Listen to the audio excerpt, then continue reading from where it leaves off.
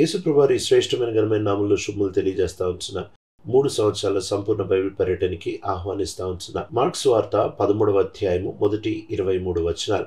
ఈ మొదటి ఆరంభ భాగంలో శిష్యులు యేసుప్రభు దగ్గరికి వచ్చి, అయ్యా, మందిరంలో ఉంటున్న ఈ కట్టడలో ఈ బిల్డింగ్స్, ఈ భవంతులు ఎంత బాగున్నాయి, ఎంత చక్కగా ఉన్నాయి అని చూపిస్తూ ఉంటున్నారు. వాస్తవంగానే మందిరము చాలా వైభవవంతంగా కడతా వచ్చారు. అవి తెల్ల రాళ్ళతో కడతా వచ్చారు. దూరం నుంచి చూస్తే ఏదో మంచు పడినట్టే కనిపించేది. ఈ తెల్లరాళ్ళు కొన్ని రాళ్ళు అయితే 37 అడుగుల పొడుగు, 12 అడుగుల వెడల్పు, 18 అడుగుల ఎత్తు, అంత పెద్ద రాళ్ళతో ఈ యొక్క మందిరాన్ని చాలా వైభవంతంగా వాళ్ళు నిర్మిస్తూ వచ్చారు. కనుక ఈ మందిరం గురించి ఎప్పుడైతే వీళ్ళు ఎంత బాగుందో చూడు అని అన్నప్పుడు యేసుప్రభు అంటున్నారు, రాయి మీద రాయి లేకుండా కొట్టివేయబడుతుంది. ఇంత పెద్ద పెద్ద రాళ్ళు ఒకదాని మీద ఒకటి లేకుండా కొట్టివేయబడాలి అని అంటే ఎంత బలమైన రాజు రావాలి. ఇది వాస్తవంగా AD 70న జరుగుతూ వచ్చింది. కైసరు తీతు టైటస్, సీజర్ టైటస్, ఆయన వచ్చి ఈ యొక్క యెరూషలేము మందిరాన్ని చూసి ఆయన దాని మీద బంగారపు పూత ఉంటా వచ్చింది, కప్పు మీద. కాబట్టి ఆ బంగారపు పూత తీసుకోమని చెబుతా వచ్చాడు. ఈ బంగారపు పూత ఎలా తీసుకోవాలి, ఇది పై కప్పు మీద ఉంది కదా అని అంటే, మంట పెట్టండి, అప్పుడు ఆ కప్పు మీద ఉంటున్న బంగారము కరిగి కిందకు వస్తుంది, వాటిల్ని మీరు పట్టుకోవచ్చు, బకెట్లో పట్టుకోవచ్చు అని అంటా వచ్చారు. వెతికి వాళ్ళు చెప్పినట్టే మంట ఎప్పుడైతే పెడతా వచ్చారో బంగారం వాస్తవంగానే కరిగింది. కానీ కిందకి వాళ్ళు అనుకున్నట్టు పడలేదు, కానీ ఆ బండ సందుల్లోనికి వెళ్ళిపోతా వచ్చింది. బండ సందుల్లోనికి బంగారం వెళ్తుందని చూసిన కైసరు రాయి మీద రాయి లేకుండా కొట్టేయండి అని చెబుతా వచ్చాడు. అక్షరానుసారంగా యేసుప్రభు వారు చెప్పిన ఆ మాట జరగడం మనము చూస్తూ రావచ్చు. అయితే యేసుప్రభు వారు అక్కడ ఆ సందర్భం గురించి ఆ మాట చెప్పారు, లేక భవిష్యత్తులో మళ్ళీ జరుగుతుందో చాలా కీలకంగా మనం గమనించవలసిన వారమే ఉంటున్నాం. అంతేకాకుండా ఎప్పుడైతే యేసుప్రభు వారు ఒలివల కొండపై కూర్చొని ఉన్నారో, తన శిష్యులు తన దగ్గరికి వచ్చి వాళ్ళు అడుగుతూ ఉంటున్న ప్రశ్న, ఇవన్నీ ఎప్పుడు జరుగుతాయి, వీటిలన్నిటికీ సూచనలు ఏంటి అని అడుగుతూ ఉంటున్నారు. ఎందుకంటే ఇవి ఎప్పుడైతే జరుగుతాయో అప్పుడు ఈ లోకం యొక్క అంతం వస్తుంది అని వీళ్ళు నమ్ముతూ ఉంటున్నారు. యేసుప్రభు వారు వీళ్ళకి చాలా అద్భుతమైన జవాబు ఇస్తూ ఉంటున్నాడు. ఆయన అంటున్న మాట ఏంటంటే, మీరు జాగ్రత్తగా ఉండండి, మీరు అప్రమత్తంగా ఉండండి, మీరు చాలా చురుకుగా ఉండండి అని చెప్పి వీళ్ళకి హెచ్చరిక ఇస్తారు. ఏం జరుగుతుంది, ఎప్పుడు జరుగుతుంది అనే దానికంటే ఈ వినే వాళ్ళకి హెచ్చరిక, చాలా జాగ్రత్తగా గమనించండి అని చెప్పి ఆయన వాళ్ళ సిద్ధపాటు గురించే ప్రాముఖ్యంగా మాట్లాడుతూ ఉంటున్నాడు. అంతేకాకుండా ఆయన చెబుతూ ఉంటున్నమాట, చాలా జాగ్రత్త, ఆ చివరి దినాల్లో మిమ్మల్ని ఎవరు మోసం చేయకున్నట్లు మీరు జాగ్రత్త పడండి. అనేకులు నా నామాన్ని వస్తారు, నేనే ఆయనని అని అంటారు. ఒకళ్ళిద్దరు కాదు, అనేకులు నేనే యేసుప్రభు, నేనే క్రీస్తుని, నేనే అభిషేక్తుడిని, నాకే అభిషేకం ఉంది, నేనే ఆత్మతో నడుస్తున్నానని ఎవరికి వాళ్ళు ప్రగల్భాలు పలుకుతూ ఉంటారు. నేనే ఆయనను అనే ఈ మాట కొన్ని సందర్భాల్లో దైవత్వాన్ని చూపిస్తూ ఉంది. ఎప్పుడైతే ఈ మాటలు చెప్తారో వాళ్ళని నమ్మొద్దు అని అంటున్నాడు. అంతేకాకుండా యుద్ధ వార్తలు, ఆ తర్వాత యుద్ధం గురించిన అబద్ధ సమాచారాలు, వాస్తవంగా ఈ మాటలు నేను మాట్లాడుతూ ఉంటున్నప్పుడు ప్రపంచంలో కనీసము 58 దేశాల మధ్యలో యుద్ధం జరుగుతూ ఉంది.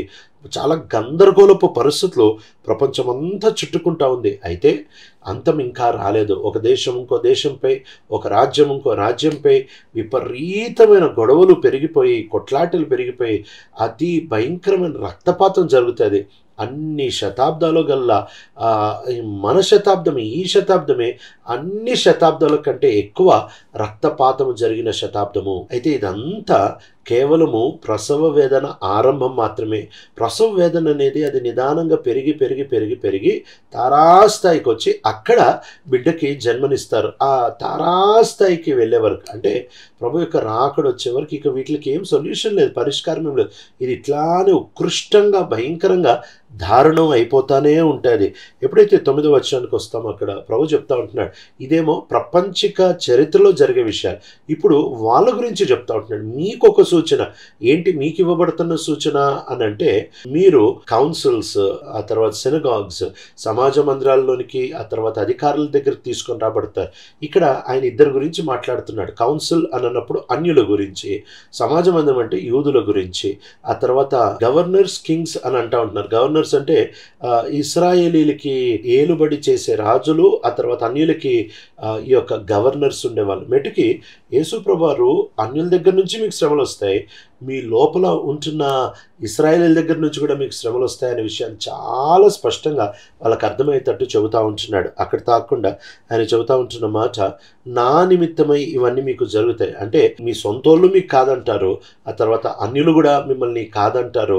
కాదనడమే కాదు, విపరీతమైన వేదన మీకు ఉంటుంది. 10వ వచనంలో అంటున్నాడు, అయితే ప్రపంచమంతా సువార్త ప్రకటించబడాలి. ఈ దినాల్లో చాలా వేగంగా ప్రపంచ భాషలన్నిటిలోనికి సువార్త పరిగెత్తే వేదిక మన కళ్ళ ముందే ఉంది. 11వ వచనంలో, మిమ్మల్ని ఖైదీలుగా చేసినప్పుడు, మిమ్మల్ని అన్యాయంగా తీసుకుని వెళ్ళేటప్పుడు మీరు ఏం మాట్లాడాలని చింతించొద్దు, ఎందుకంటే పరిశుద్ధాత్మ దేవుడే మీకు ఆ సమయంలో ఏం చెప్పాలో ఆయనే నేర్పిస్తాడు అని అంటూ ఉంటున్నారు. ఇక్కడ ఆయనే నేర్పించడము అని అంటే, శ్రమంలో ఉంటున్నప్పుడు దిక్కుతోచిన పరిస్థితుల్లో ఏం మాట్లాడాలి పరిశుద్ధాత్మ దేవుడు ఇస్తాడు, ఆ సమయంలో నేర్పిస్తాడు అని అంటున్నాడు తప్ప, ఈ యొక్క వాగ్దానాన్ని వర్తమానాలు చెప్పేటప్పుడు ఎప్పుడు ఉపయోగించకూడదు. ఇది శ్రమలలో, పోలీస్ స్టేషన్లోనో ఇబ్బందుల్లో పడినప్పుడు న్యాయబద్ధంగా మాట్లాడడానికి దేవుని ఆత్మ మనకి జ్ఞానం ఇస్తుందని మాట్లాడుతున్నారు తప్ప, వర్తమానాల కొరకు ఈ మాటని మనం అన్వయించకూడదు. వర్తమానాల కొరకు మనం సిద్ధపడిన వారమై లేఖనాల్లో నుంచి మనం మాట్లాడాలి తప్ప, ఆ సమయానికి పరిశుద్ధాత్మ దేవుడు ఏదో కొత్తగా ఏదో ఆ టైంకే నేర్పిస్తాడు అనేది మనము అన్వయించుకోవడం అవాస్తవము. తండ్రి కుమారుడిని అప్పగిస్తాడు, అన్న తమ్ముడిని అప్పగిస్తాడు అంటే కుటుంబాల్లో కూడా ఏ మాత్రం ఐక్యత ఉండదు. బయటోళ్ళు ఎట్లయితే వీళ్ళపై దాడి చేస్తూ ఉంటున్నారో కుటుంబం వాళ్ళు కూడా వీళ్ళకి వ్యతిరేకులు అయిపోతారు. ఎందుకు అని అంటే, ఆ వ్యక్తిని ఒకవేళ వెనకేసుకుంటే వీళ్ళందరికీ ముప్పు వస్తుంది కాబట్టి ఆ వ్యక్తిని వదులుకొని క్షేమంగా ఉందాము అని అనుకుంటారు. 14వ వచనంలో ఆయన చెప్తా ఉంటున్న ఈ యొక్క హేయమైన బలి అర్పించిన ఈ సందర్భము దానియేలు గ్రంథంలో రాయబడతా వచ్చింది. అయితే ఇలా ఇక్కడ అబామినేషన్ ఆఫ్ డెసొల్యూషన్ అంటే అందరు చెదరగొట్టబడే అంత హేయమైనది ఎప్పుడైతే జరుగుతూ వచ్చిందో అప్పుడు అని అంటున్నాడు. అయితే ఇది BC 168వ సంవత్సరమున యాంటియోకస్ ఎపిఫెనస్ అనే ఈ సిరియా రాజు యెరూషలేంని చేతపట్టుకొని యెరూషలేంని చెరపట్టిన తర్వాత అక్కడ ఆ యెరూషలేం మందిరం లోపల జీయస్ దేవతకి ఆయన ఒక బలిపీఠం కట్టి, అంతేకాకుండా దాని మీద పందిని అర్పిస్తూ వచ్చాడు. అంతేకాకుండా ఆయన అనేక మంది వేశ్యల్ని మందిరం నిండా వేశ్యతనం కొరకే ఆయన పెడతా వచ్చాడు. అంత దారుణంగా వాళ్ళు మందిరంపై దాడులు చేస్తూ వచ్చారు. ఇలాంటిది రెండోసారి ఇది అప్పుడు జరుగుతూ వచ్చింది. ఇలాంటిది మరి ఒకసారి ఎప్పుడైతే జరుగుతుందో ఇంకా మీరు వెంటనే విపత్తు మీ మీదకి వచ్చేసింది, యెరూషలేం మందిరంలో ఇది జరిగితే విపత్తు మీ మీదకి వచ్చిందని గ్రహించి పరిగెత్తండి. ఎట్లా పరిగెత్తాలి అని అంటే, ఇంటి మీద ఉంటున్నాడు ఇంట్లో ఏదో వస్తువు తీసుకోవడానికి వెళ్ళకూడదు, అట్నుంచి అటే. పొలంలో ఉంటున్నాడు ఇంటికి వెళ్ళడానికి ప్రయత్నం, అట్నుంచి అటే. అంటే ఒక పెద్ద భవంతిలో అగ్ని ప్రమాదం జరిగితే ఎట్లయితే సామగ్రి అన్ని సర్దడం ఎవరు పట్టించుకోకుండా ప్రాణాల కొరకు పరిగెడతారో, అట్లా యెరూషలేం మందిరంలో ఎప్పుడైతే విపత్తు వస్తుందో మొత్తం అందరూ పరిగెత్తండి, ఉన్న ఫలాన పరిగెత్తండి అని అంటున్నాడు. ఎందుకంటే ఏ కాలంలో లేని శ్రమలు ఈ కాలంలో ప్రభు అనుమతించబోతా ఉంటున్నాడు. ఆ దినం గురించి మాట్లాడుతూ ఆయన అంటాడు, గర్భిణీ స్త్రీలకి శ్రమ, ఎందుకంటే వాళ్ళు పరిగెత్తలేరు, వాళ్ళు దొరికిపోతారు. అంతేకాకుండా సబ్బాతు దినం ఇది రాకుండా ప్రార్థన చేయండి అని అంటున్నాడు. ఎందుకు అని అంటే, నిష్ఠ కలిగిన యూదులు ఒక దూరము కంటే ఎక్కువ ప్రయాణించారు, ప్రాణమన్న పెడతారు కానీ ప్రయాణించారు. చలికాలంలో రాకూడదని ప్రార్థన చేయమంటున్నాడు. ఎందుకంటే చలికాలంలో వాళ్ళు ఎక్కువ దూరం ప్రయాణం చేయలేరు కాబట్టి. దేవుడు ఆ దినాలు కుదించకపోతే అసలు మానవుడే ఉండేవాడు కాదట. అట్లాంటి పరిస్థితులు అయితే చివరి దినాల్లో నేనే క్రీస్తుని, ఇదిగో అక్కడున్నాడు క్రీస్తు, ఇక్కడున్నాడు క్రీస్తు అనే అబద్ధాలు వచ్చేస్తూ ఉంటాయి. ఇక్కడ యేసుప్రభువారు చాలా విడ్డూరమైన విషయాన్ని చెప్తా ఉంటున్నాడు. అబద్ధ మెస్సయాలు, అబద్ధ ప్రవక్తలు వచ్చి అద్భుతాలు సూచక్రియలు చేస్తారట. అంటే ఈ అద్భుతానికి సూచక్రియకు ఉంటున్న తేడా ఏంటంటే, అద్భుతం అంటే ఒక విచిత్రమైన వింతని చేయడం, సూచక్రియ అంటే ఈ వింతని వారు చెప్పిన వర్తమానము సరైనది అని ధృవీకరించడానికి, ముద్రించడానికి ఈ యొక్క వింతైన విషయాన్ని వాళ్ళు వాడుకుంటూ ఉంటారు. ఒక అద్భుతం వర్తమానాన్ని ధృవీకరించడానికి గనక జరిగితే దాన్ని సూచన అంటారు. ఒకవేళ అది కేవలము ఎదుటి వ్యక్తి క్షేమం కోసం చేస్తే దాన్ని అద్భుతం అంటారు. కనుక చివరి దినాల్లో ఇలాంటి అద్భుతాలు సూచక్రియలు కూడా చేస్తారు. అబద్ధ ప్రవక్తలు అబద్ధ వర్తమానం చెప్పినప్పుడు దాన్ని ముద్రించడానికి వాళ్ళు అద్భుతమైన విషయాలు, అద్భుతాలు చేయొచ్చు. అయితే బైబిల్ చాలా స్పష్టంగా చెప్తున్న అద్భుతాలు జరిగినంత మాత్రాన వాళ్ళు సత్యమైన వాళ్ళు కాదు.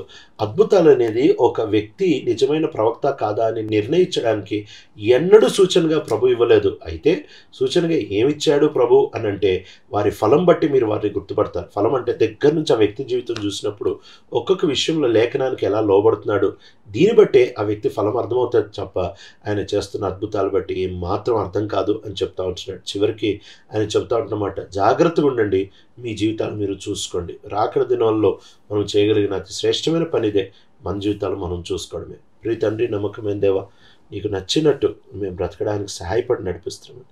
యేసు ప్రభు మా రక్షకుడి నామములో అడుగుతున్నాం తండ్రి, ఆమేన్.